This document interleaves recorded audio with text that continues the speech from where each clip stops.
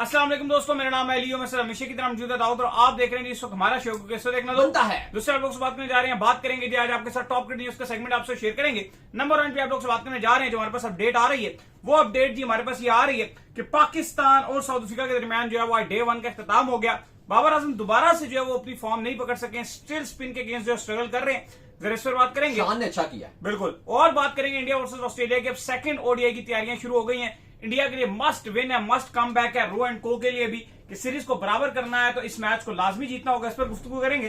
क्या अफगानिस्तान जय शाह से रिक्वेस्ट करके पाकिस्तान के ऊपर बैन की जो इम्प्लीमेंटेशन है वो करवा सकता है, ये एक मजाकिया खेज है। बड़ा अफगानिस्तान मीडिया जो है वो लगा हुआ है जय शाह जैसे उनके अब्बू हो जय शाह। जरा इससे बात करेंगे। तो अगर आप हमारे चैनल पर मेरे पहली बार आए चैनल को सब्सक्राइब करें, साथ में ना भूलिएगा। बात का आगाज करते हैं नंबर 1 खबर के साथ। जो हमारे पास आ रही है तो सबसे नंबर 1 खबर आ रही है वो यही आ रही है कि पाकिस्तान और साउथ अफ्रीका के दरमियान जो टेस्ट मैच का सिलसिला जारी है उसमें पाकिस्तान ने पहले दिन बैटिंग करते हुए 259 रन बोर्ड के ऊपर लगा दिए। शान ने बड़ी कमाल किस्म की हिटिंग की है, लेकिन बाबर आजम का जो स्पिन के अगेंस्ट जो स्ट्रगल करने का जो पैच है वो कंटिन्यू है। एक बार फिर से केशव महाराज को विकेट दे गए। देखो, आज पाकिस्तान फिलहाल पहले दिन के इख्तिताम पर टॉप पे नजर आ रहा है। पहले 2 सेशन मुकम्मल तौर पर पाकिस्तान के नाम रहे, लेकिन आखिरी सेशन में साउथ अफ्रीका ने कमबैक अच्छा किया। पहले तो 146 पे पाकिस्तान का दूसरा विकेट गिरा, अच्छी पोजीशन पे पाकिस्तान नजर आया। शान ने बड़ा जबरदस्त खेला, लेकिन बाबर आजम के लिए थोड़ी सी मुश्किलात हैं, क्योंकि जब बाबर आजम ग्राउंड में एंट्री करते हैं तो ऐसा फील होता है कि शायद एकदम से क्राउड में जान आ जाती है। पर बस 3 चौके बाबर आजम ने लगाए। विकेट उस टाइम काफी फ्लैट कंडीशन में नजर आ रहा था, और फिर जिस तरह से आउट हुए, सिली मिड ऑफ पे आप आराम से रोक रहे हो और जोर्जी ने कैच पकड़ लिया, कहीं ना कहीं सवाल तो उठता है कि क्या आपकी टेक्निक पे फ्लॉस है, क्योंकि ज्यादातर ऐसे आउट हो रहे हैं। क्योंकि अगर एक मैच्योर बैट्समैन है, अगर डिफेंस आपका अच्छा है, तो एटलीस्ट आपको जो सिली मिड ऑफ पे फील्डर खड़ा है आपके बिल्कुल मुंह के सामने, उसको कैच नहीं देना चाहिए। क्योंकि अगर आप अली साहब उसको कैच दे रहे हो ना, तो यहां से पता चलता है कि फिर आपका डिफेंस वीक है। क्योंकि आप डिफेंस करोगे तो वो तो फिर कैच पकड़ेगा, फिर आपका डिफेंस वीक है। ये फिर टेक्निक पर सवाल उठता है। तो थोड़ा सा है अब, क्योंकि आगे T20 का स्क्वाड है, काफी कंपेस चल रही है बाबर आजम के लिए कि वो अपने T20 में वापसी कर सकते हैं। लेकिन अगर वो ऐसे परफॉर्मेंस दिखाएंगे, रेड बॉल में भी रन नहीं बनाएंगे, अली साहब ऐसे T20 में जगह नहीं बनेगी। ये उनके लिए चीजें थोड़ी सी ऐसा लग रहा है कि पॉसिबल तौर पर खराब हो सकती हैं। लेकिन बाकी पाकिस्तान जो है वो अच्छी पोजीशन में नजर आ रहा है। 259 पे 5 खिलाड़ी आउट हैं।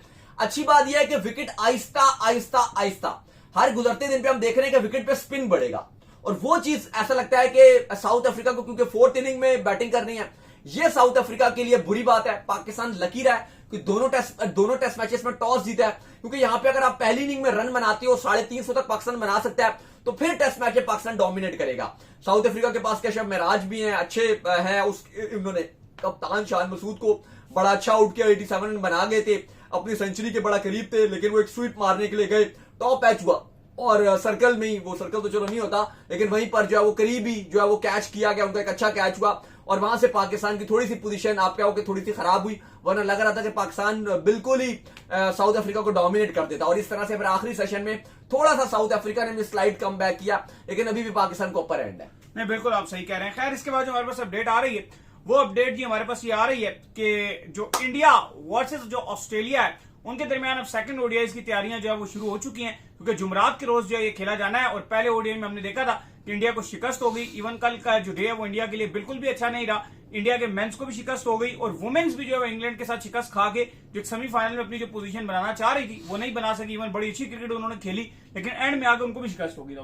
देखिए, बिल्कुल कल तो इंडिया के लिए काफी बुरा दिन रहा था, लेकिन अब पहले ओडीआई भी हार गए, फिर उसके बाद जो वुमेन्स भी टीम हार गई, लेकिन अब जो है वो जुमेरात को, थर्सडे को इंडिया ऑस्ट्रेलिया का सेकंड ओडीआई खेला जाना है एडिलेड में।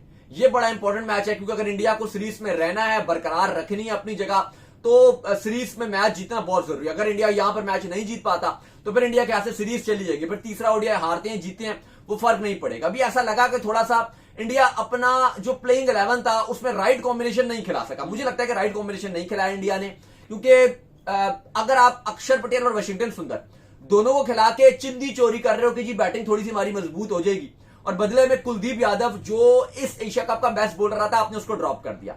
मैं मानता हूं एशिया कप की कंडीशंस नहीं है, ये कंडीशन बड़ी डिफरेंट है, लेकिन ना जो ऑस्ट्रेलिया की कंडीशन है, इवन आप एडिलेड में भी जाओगे आपको बाउंस मिलता है, स्पिनर को भी बाउंस मिलता है, और कुलदीप यादव का जो बॉल है वो, अब आप देखो एग्जांपल शेन वॉर्न थे, उन्होंने एक नई कमाल किया ऑस्ट्रेलियन कंडीशन में खेल खेल के सैकड़ों की तादाद में विकेटें नहीं चटकाई, ली है उन्होंने भाई, मैच विनिंग परफॉर्मेंस दिखाई है, उन्होंने बॉल ऑफ द सेंचुरीज की है। वहां टिप्पा लगता था, वहां से 2-2 2.5 फुट गेंद टिप्पा खा के अंदर आती थी, बिल्कुल ऐसी ऐसी उन्होंने गेंदें डाली हैं। तो ऐसी बात नहीं है, कुलदीप यादव को भी अगर आप वहां पे चांस देते हो, ग्राउंड बड़े हैं, और ऑस्ट्रेलिया की जो इंटेंट देखी थी वो एग्रेसिव इंटेंट दिखी थी कि हमने अटैक करना है, और अगर वो अटैक करने के लिए जाएंगे, कुलदीप यादव के 10 ओवर होंगे, बड़े आसानी से खेलते हैं, बड़े जो ग्राउंड से ऑस्ट्रेलिया के, वहां पे आप देखो विकेट्स मिलते हैं, क्योंकि जब आप बाउंड्रीज के लिए भी जाते हो तो कैचेस के चांस ज्यादा रहते हैं अगर आप चौकों के लिए भी जा रहे हो, क्योंकि ग्राउंड बड़े हैं।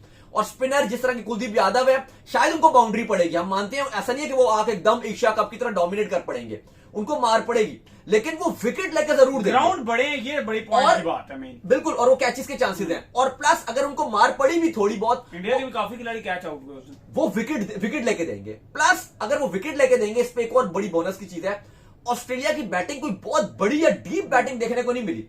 अभी 3 आउट थे, असल में मैच ही खराब हो गया ना, बार बार बारिश ने सारा कोम्बो ही खराब, नीचे था क्या, कनौली था और कोपर कनौली था, और उसके बाद एक मिचेल ओवन था, और कुछ भी नहीं था उनके पास। तो ऐसा नहीं था कि बैटिंग एक बहुत ऑस्ट्रेलिया के पास भी थी। मुझे लगता है कि ऑस्ट्रेलिया जो सीरीज है, अभी 2 मैच पड़े हैं, जो बॉलिंग अच्छी करेगा वो मैच जीतेगा, क्योंकि मुझे नहीं लग रहा, सॉरी टू से, लेकिन मुझे लग नहीं रहा कि बैटिंग दोनों तरफ से होनी है।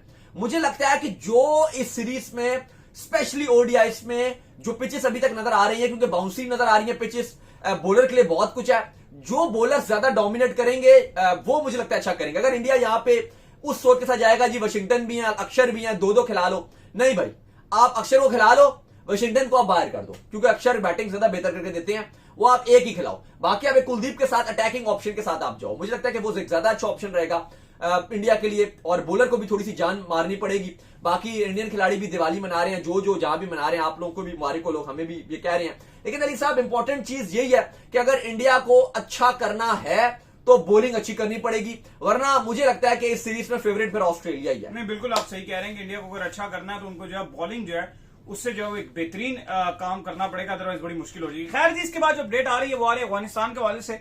तो भाईजान एक केस बिल्डअप कर रहे हैं पाकिस्तान के अगेंस्ट, जिनकी अपनी क्रिकेट का कोई पता नहीं है कि कल को तालिबान उठ के उन्हीं के ऊपर जो है पाबंदी ना लगा दें और तालिबान जो है उन्हीं की क्रिकेट को जो है खत्म ना कर दें।